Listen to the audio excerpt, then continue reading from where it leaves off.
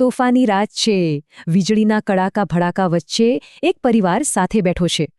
ડરેલો આર્યન પૂછે છે, મને બહુ ડર લાગે છે. શું ભગવાન ગુસ્સે થયા છે? પણ એના દાદાજી પાસે તોફાન માટે એક જૂની વાર્તા તૈયાર છે.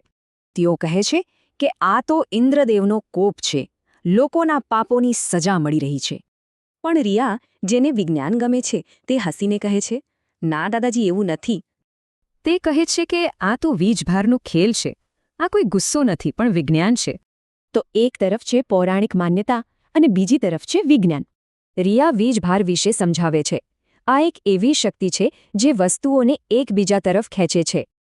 ચાલો તો રિયા સાથે સમજીએ કે આ બધું આકાશમાં થાય છે કેવી રીતે. આખી પ્રક્રિયા ખરેખર તો ફક્ત 4 સરળ સ્ટેપ્સમાં થાય છે. ચાલો જોઈએ. વિચારો કે 2 વાદળો આકાશમાં ટકરાય છે.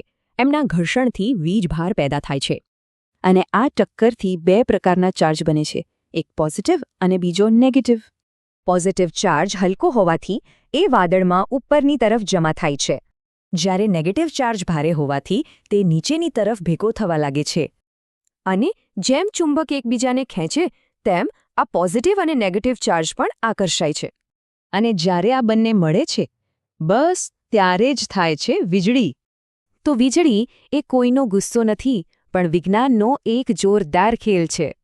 હવે આર્યનને વીજળીથી ડર નથી લાગતો, કારણ કે હવે તે સમજી ગયો છે. વીજળી વિશે તો જાણ્યું, પણ ભૂકંપ પાછળ કયું વિજ્ઞાન છે, એ રહસ્ય ફરી ક્યારેક ઉકેલીશું.